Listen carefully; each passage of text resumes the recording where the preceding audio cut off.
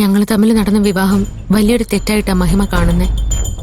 അതിന്റെ വാർഷികം ആഘോഷിക്കാൻ പോവാണെന്ന് കേട്ടാ അവക്ക് ഞങ്ങളോട് ദേഷ്യം കൂടുകയുള്ളൂ. അങ്ങനെയൊന്നും സംഭവിക്കാൻ പോകുന്നില്ല. മഹിമ നമ്മുടെ ഒപ്പം ഈ വീട്ടിലെ ആഘോഷങ്ങളിൽ പങ്കുചേരും. അമ്മ എന്തൊക്കെയായി പറയുന്നേ? മഹിമ ഒരിക്കലും ഈ വീടിന്റെ പടി ചവിട്ടില്ല എന്ന് നീ അങ്ങ് തീരുമാനിച്ചാ മതിയോ?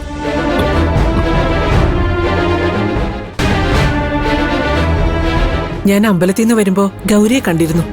നിങ്ങളുടെ വിവാഹ വാർഷികം ആഘോഷിക്കാൻ മഹിമയും മുകുന്ദനെയും കൂട്ടിക്കൊണ്ടു വരാന്ന് അവളെ ഏറ്റിട്ടുണ്ട്.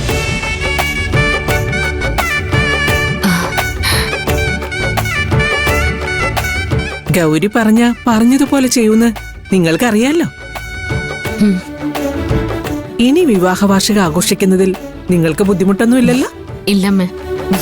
പിന്നെ ഒരു കാര്യം ഞാൻ നിന്നോട് പ്രത്യേകം പറയാ, ഒരു കാരണവശാലും ഗോപാൽജിയോ സ്വപ്നയോ ക്ഷണിക്കരുത്. അവരിതിനെക്കുറിച്ച് അറിയാതിരിക്കുന്നത് തന്നെയാ നല്ലത്. അവരെ അറിയിക്കാതെ ഇങ്ങനൊരു ചടങ്ങ് നടത്തിയ അവർക്ക് വിഷമാവില്ലേ? ഒന്നുമില്ലെങ്കിലും അവരിപ്പോ ഈ കുടുംബത്തിലെ അംഗമല്ലേ. അവര് കുറച്ച് വിഷമിച്ചാലും സാരമില്ല. നീയും മുകുന്ദരും മഹിമയും മഞ്ജും ഒക്കെയായി ആവശ്യത്തിന് പ്രശ്നങ്ങൾ ഈ വീട്ടിലുണ്ട്. ഇനി അവരെ ക്ഷണിച്ചിട്ട് കൂടുതൽ പ്രശ്നങ്ങൾ ഉണ്ടാക്കാൻ എനിക്ക് താല്പര്യമില്ല.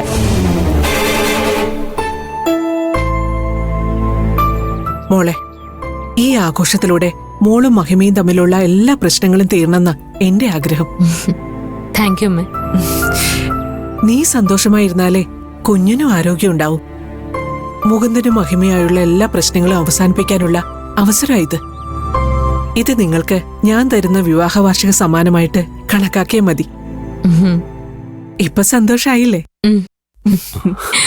എന്ന മോള് ചെല്ല്. ബാക്കി കാര്യങ്ങളൊക്കെ ഞാൻ നോക്കിക്കോളാം.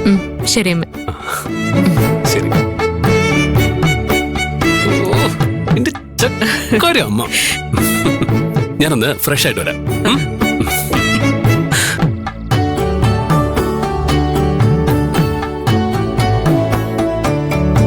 എന്താടി, നിനക്കൊരു ബുദ്ധിമുട്ടുള്ളതുപോലെ? എനിക്കെന്ത് ബുദ്ധിമുട്ട്? സന്തോഷമേ ഉള്ളൂ.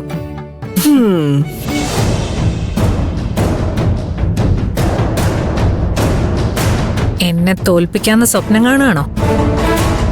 തള്ളക്ക് ഞാൻ കാണിച്ചു കൊടുക്കാം.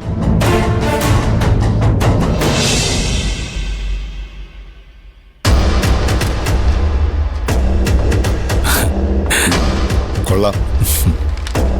ഇത്തവണ നീ ലാഭം കണ്ടല്ലോ, അതും ഗിരിയുടെ ഒന്നും സഹായം കൂടാതെ. എന്തൊക്കെ പറഞ്ഞാലും നീ ഗിരിയുടെ വീട്ടിൽ പോയി നിന്നതിന് ശേഷം നിനക്ക് കാര്യമായിട്ടുള്ള മാറ്റം സംഭവിച്ചിട്ടുണ്ട്. അതിന് സ്വപ്നയോടാണ് നന്ദി പറയേണ്ട ഡാഡി. ഗോപാൽജി. ആ പ്രീതിയോ? കേറി വാ. എന്താ പ്രീതി, വീണ്ടും വഴക്കുണ്ടാക്കാൻ വന്നതാണോ? എനിക്ക് വഴക്കുണ്ടാക്കാൻ താല്പര്യമില്ലെന്ന് ഞാൻ അന്നേ പറഞ്ഞല്ലേ ഗോപാൽജി. പിന്നെ എന്തിനാ നീ വന്നേ? നിങ്ങക്ക് ഗിരിയുടെ മേലുള്ള പിടുത്തം അയഞ്ഞു തുടങ്ങിയെന്ന് അറിയിക്കാൻ. നാളെ ഗിരിയുടെ വിവാഹ വാർഷികം. വീട്ടില് ചെറിയൊരു പരിപാടിയൊക്കെ നടത്തുന്നുണ്ട്. നിങ്ങളെ ആരെ ക്ഷണിച്ചിട്ടില്ലല്ലോ. പക്ഷേ മഹിമയും കുടുംബത്തെയും വിളിച്ചിട്ടുണ്ട്. ഗോപാൽജിക്ക് ഇത്രയും നഷ്ടം വരുത്തിയ മഹിമയെ പോലും ഗിരി എല്ലാം മറന്ന് ക്ഷമിച്ച് വിളിച്ചിട്ടും നിങ്ങളെ വിളിക്കാത്തതിന് കാരണം എന്താ?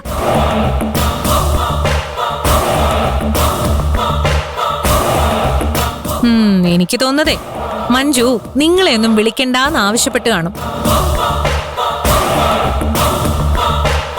മഞ്ജു പറഞ്ഞാ പിന്നെ ഗിരിക്ക് അപ്പീലില്ലല്ലോ. അതുകൊണ്ടാ പറഞ്ഞത് ഗോപാൽജിക്ക് ഗിരിയുടെ മേലുള്ള സ്വാധീനം കുറഞ്ഞുകൊണ്ടിരിക്കാന്ന്. ഇവളാള് കൊള്ളാം. ഗോപാൽജി എങ്ങനെയെങ്കിലും എരിവ് കയറ്റി അങ്ങോട്ട് വരുത്തി ആ വീട്ടില് വഴക്കുണ്ടാക്കുക ഇവളുടെ ലക്ഷ്യം. വൈകാതെ ഗിരിയെ അവള് ഗോപാൽജിക്ക് എതിരെ തിരിക്കും. മഞ്ജു ഉള്ളിടത്തോളം കാലം ഗിരി ഗോപാൽജിയിൽ നിന്ന് അകന്നോണ്ടേയിരിക്കും. അന്ന് അവസരം കിട്ടിയപ്പോ മഞ്ജുവിനെ തീർത്തിരുന്നെങ്കിൽ ഇതിന്റെ ഒന്നും ആവശ്യം വരില്ലായിരുന്നു. അപ്പൊ കണ്ടവന്മാരുടെ മണ്ടത്തരത്തിന് അവസരം കളഞ്ഞൊളിച്ചു. ഇനിയിപ്പോ അനുഭവിച്ചോ. എന്നാ ശരി, നാളത്തേക്ക് ഒരുപാട് ഒരുക്കങ്ങൾ ചെയ്യാനുള്ളതാ. ഞാൻ പോട്ടെ.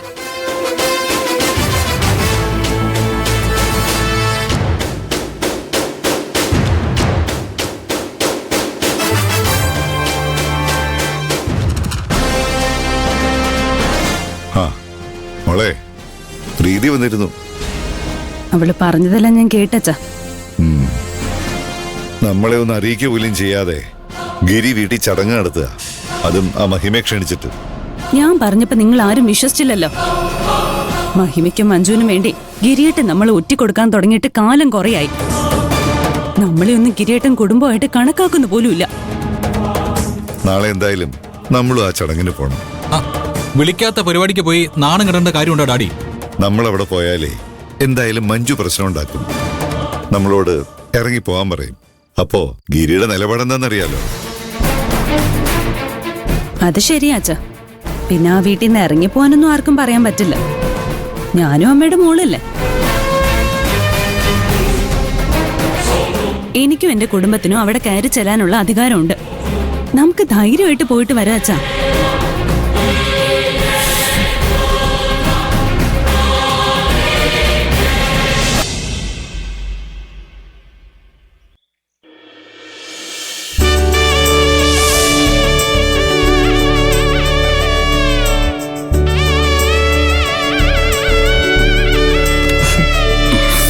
ബലൂൺസ് റെഡ് കളർ വാങ്ങിയാൽ മതിയായിരുന്നു. റെഡ് അപകടത്തിന്റെ നിറമല്ലേ? ആ, ഒരു തരത്തില് കല്യാണം കഴിക്കുന്നത് അപകടമാണല്ലോ. അതെ, അപകടം എനിക്കായിരുന്നു എന്ന് മാത്രം. ഓ ഓ ദാ ആഹാ, നിങ്ങളുടെ വിവാഹ വാർഷികമായിട്ട് നിങ്ങൾ പണിയെടുക്കുന്നത് ശരിയല്ല. ഇതൊക്കെ ഞാൻ ചെയ്യാം. അതൊന്നും വേണ്ട. പ്രീതി മര്യാദയ്ക്ക് റെസ്റ്റ് എടുത്താൽ മാത്രം മതി. ഇതൊക്കെ ഞാൻ ചെയ്തോളാം. മഞ്ജു മഹിമ വരാൻ പോകുന്നതിന്റെ സന്തോഷത്തിലായിരിക്കും അല്ലേ? ആ, അത് പിന്നെ പറയാനുണ്ടോ? ഇന്നലെ രാത്രി സന്തോഷം കൊണ്ട് ഉറങ്ങിയിട്ടില്ല. ആ, ഞാനേ രാവിലെ അമ്പലത്തിൽ പോയിരുന്നു. മഞ്ജുവും മഹിമയും തമ്മിലുള്ള എല്ലാ പ്രശ്നങ്ങളും തീരാൻ ഞാൻ ഭഗവാനോട് പ്രാർത്ഥിച്ചു. ദാ പ്രസാദം. ദാ ഗിരിയേട്ടാ.